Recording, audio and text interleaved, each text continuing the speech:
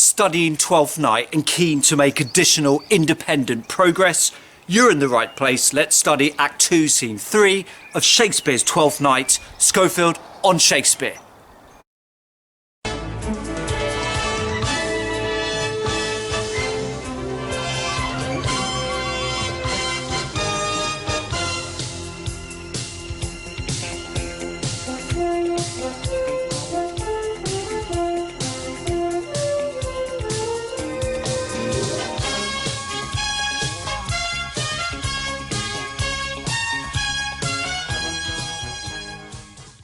Just a reminder, you need to have read and thought about Act 2, Scene 3 before watching this video. If you haven't yet done that, go away and do that now.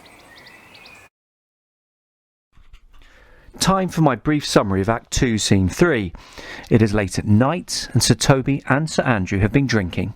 They're joined by Feste, who is persuaded by words and dosh to sing them a song about love, not good life.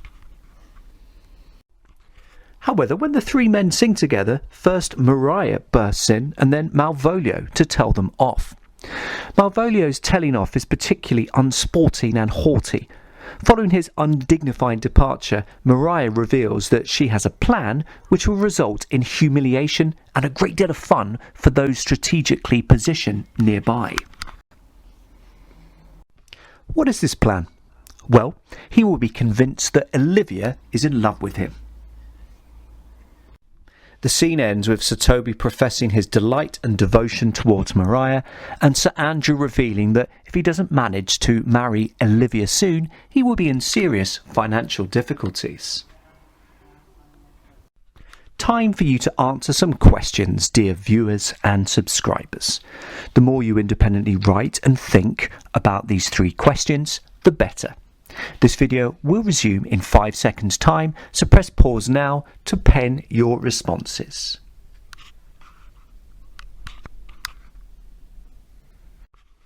Question 1. Compare and contrast Maria and Malvolio's reproaches. Why is it that the revellers take so much exception to Malvolio?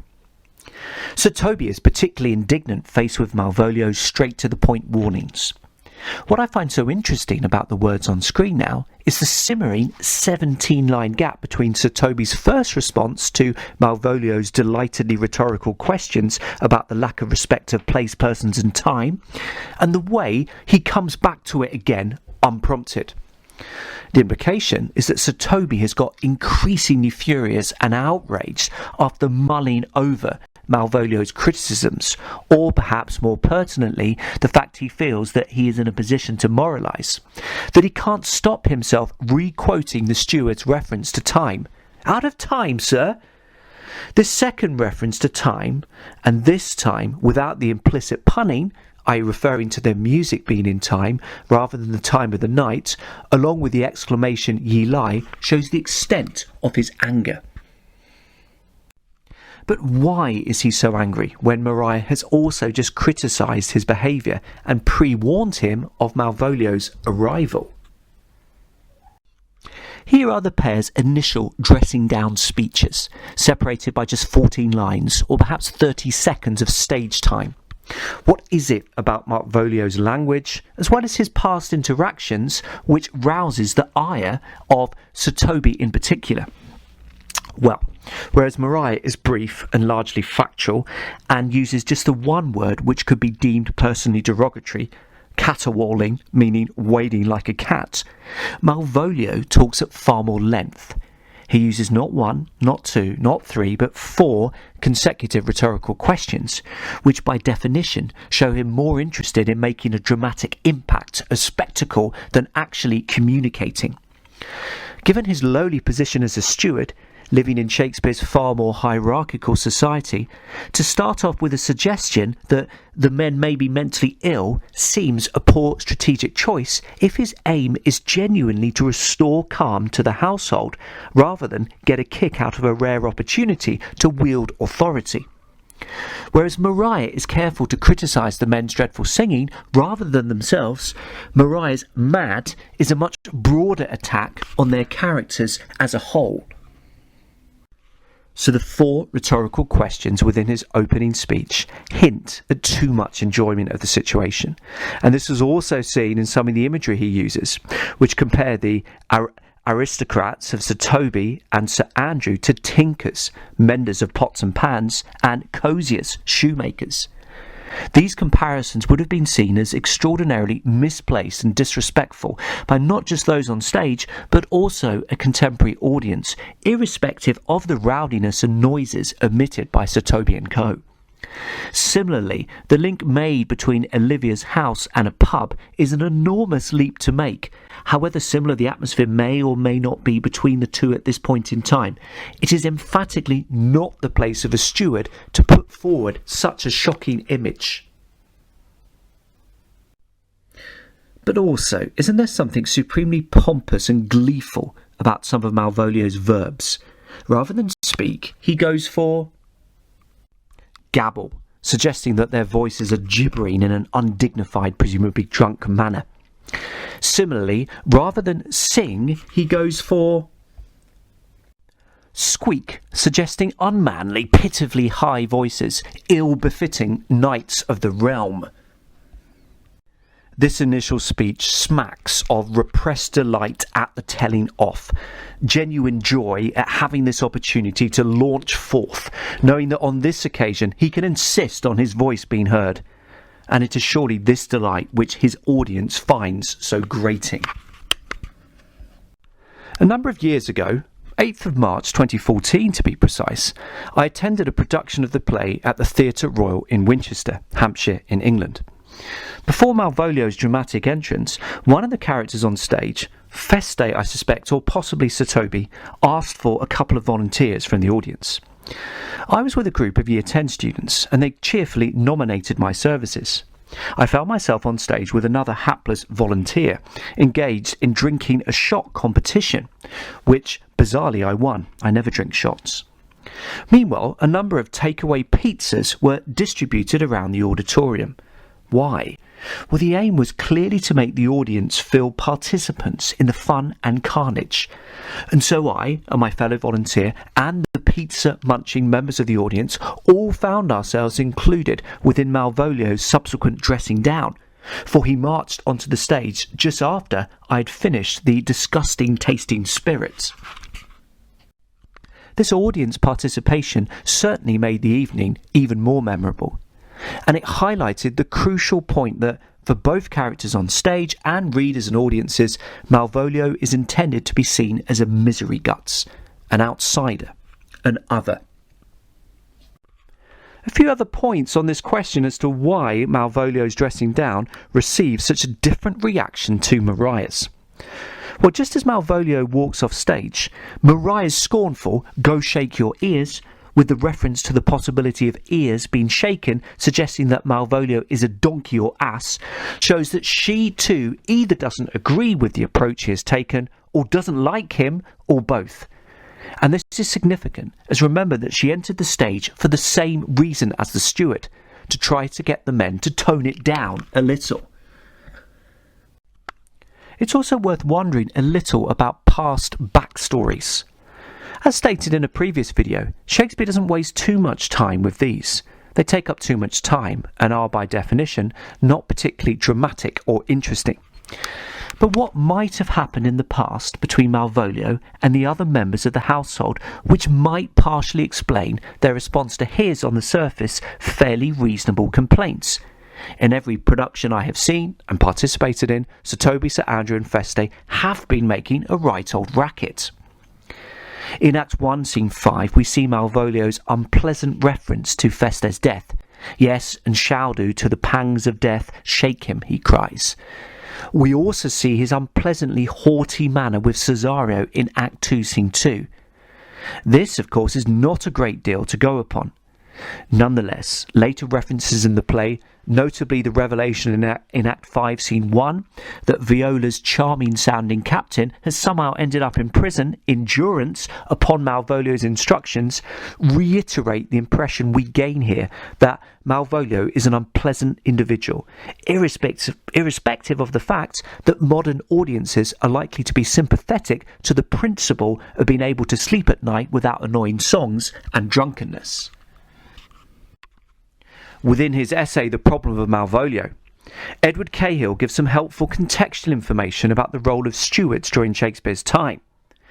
He points out that Malvolio's job was indeed to keep order in the household and to at least dress like an aristocrat.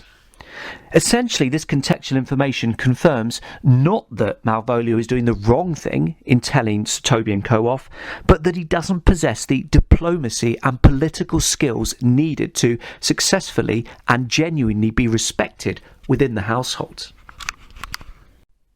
It is the deafness which Malvolio so obviously lacks, and this makes him such an easy victim to gull in later scenes.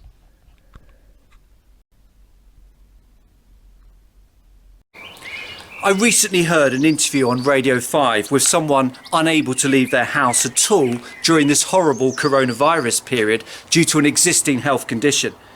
He described in agonising detail the drunken illegal parties taking place in the flat directly below him, all night and every night. Which begs the question, when you're tired, fed up and desperately want to sleep, what is the best way to get drunken revellers to shut up? Perhaps it's too easy to be harsh on Malvolio. Wouldn't you want to shut this lot up? 1970 production directed by John Sichel.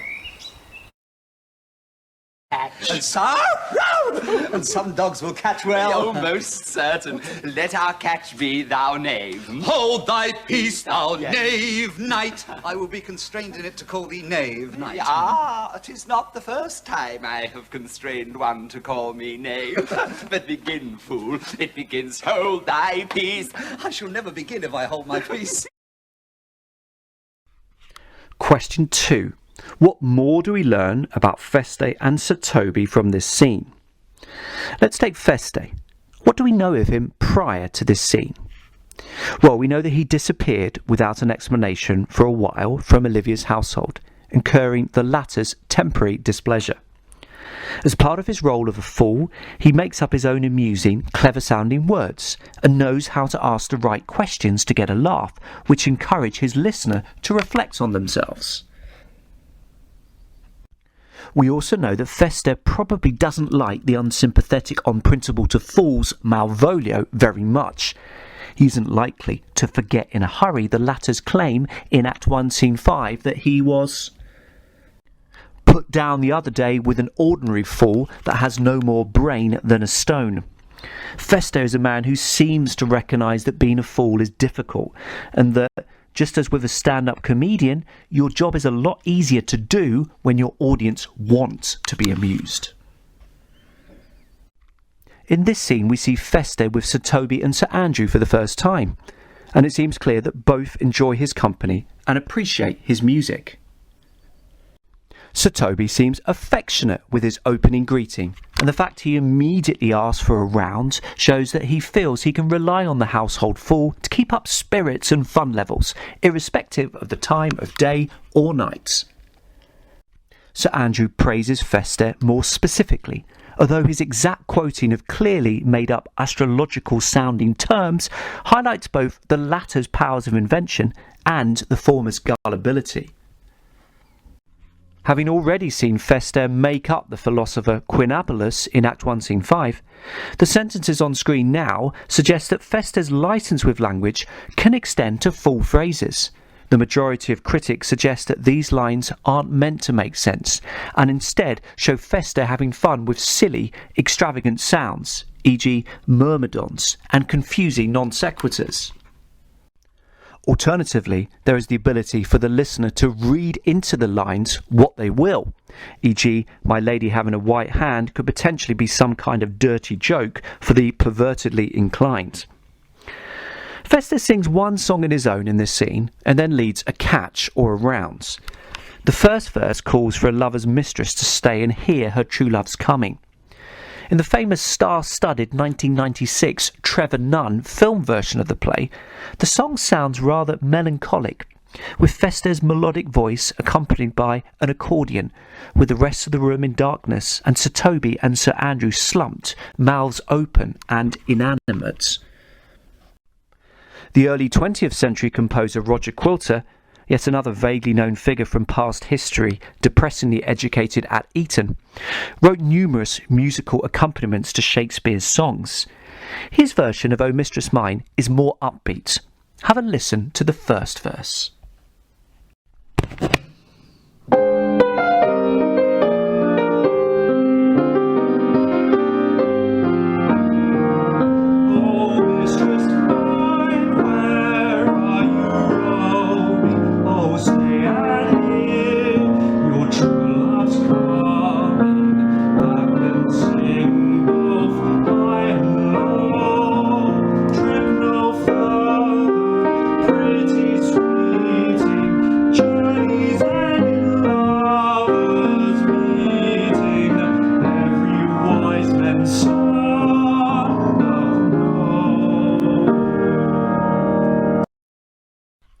I wonder how having such a melodic, harmonious, civilised early 20th century song works with our impression of Feste.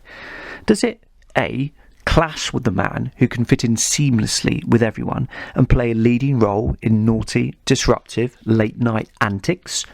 Or B, does it give another dimension to his character? Sir Andrew mentioned that he gave Feste sixpence for thy lemon. Hadst it? Lemon is a sweetheart. Now, of course, Feste could easily have made up a sweetheart in the same way that he makes up astrologers and philosophers. But could it be that this song reveals a more sensitive side to Feste, in a similar way as that iconic phrase, "I was adored once," opens up intriguing possibilities about that otherwise buffoon Sir Andrew? Now on to Sir Toby. What do we know of him before this scene? Well, we already knew about his drinking, following oaths about pickled herrings and hiccups in front of his disgusted niece in Act 1, Scene 5. We already knew about his attitude towards Sir Andrew, someone to extract money from and be entertained at the stupidity of. There may also have been hints of chemistry between himself and Maria, e.g. Sir Toby's use of the word accost in Act 1, Scene 3, for someone he knows who is hopeless at accosting and may well not know what the word even means. However, very few productions are like the Australian 1986 version, which has the two of them dancing together at a gay party before Orsino has even taken to the stage. A white-hatted Sir Toby knocks over Malvolio's tray before spinning round his bespectacled Maria.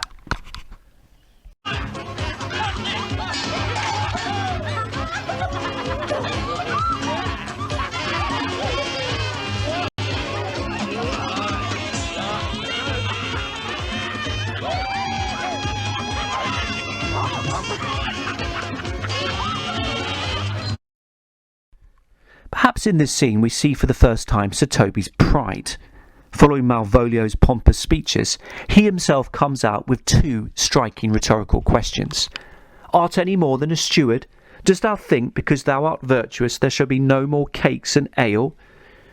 Whilst the first one is a clear dig at presumptuous insufficient regard for class barriers, and so less attractive to modern audiences, we are likely to find ourselves agreeing with the second. We are all different, and just because some of us, say, choose not to partake in certain activities, doesn't mean that those activities shouldn't exist, or that others should be barred from doing these activities. Sir Toby's first choice of noun, cakes, rather than say fags or cigs, broadens his potential appeal and makes Malvolio seem all the more puritanical and a killjoy. Goodness me, if I ever get to go to Funchal again, I would be in despair if I couldn't participate in a cake or two, those delicious pastéis de nata.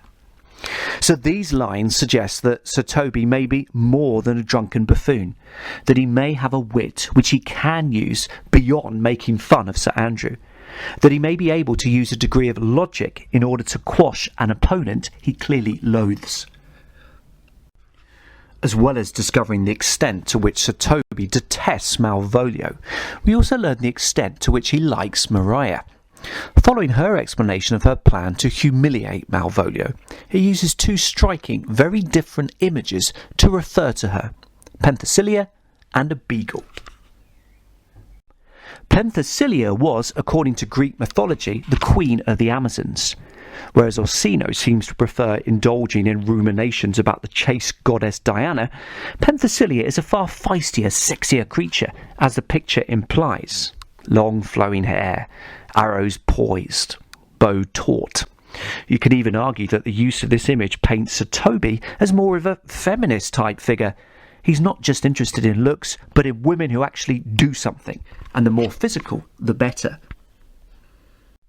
However, the subsequent reference to Maria being a beagle is less flattering, and may suggest that Sir Toby is more of a fantasist than a feminist.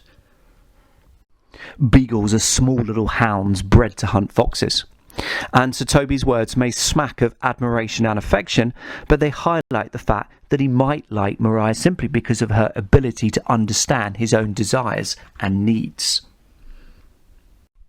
For one final point about Sir Toby, it's worth just looking how this exchange continues. There are those tantalising lines in which Sir Andrew gives a clue to a very different past life. And what does Sir Toby do? Completely ignore it. Let's go to bed. Oh, by the way, please get hold of some more dosh. This failure to say anything to Sir Andrew following his semi-confession confirms his total self-centeredness and ruthlessness. Sir Andrew may be having fun at the moment, but he better enjoy it while it lasts. Final question. Sum up Maria's plan. What does the little devil have in mind? Well, fortunately, her handwriting is incredibly similar to Mistress Olivia's. She therefore plans to plant near where Malvolio typically goes a fake love letter, which will give him the impression that Olivia is in love with him. Even better, she plans to set it up so Sir Toby, Sir Andrew and Feste can watch how Malvolio reacts and kill themselves laughing. What will happen? And will there be naughty references to female body parts? Time, or further reading of the play, will be able to untangle this hard knot to untie. Not I. This has been a Schofield on Shakespeare production, encouraging you to think a little more about Act 2, Scene 3 of Shakespeare's Twelfth Night. Many thanks for watching.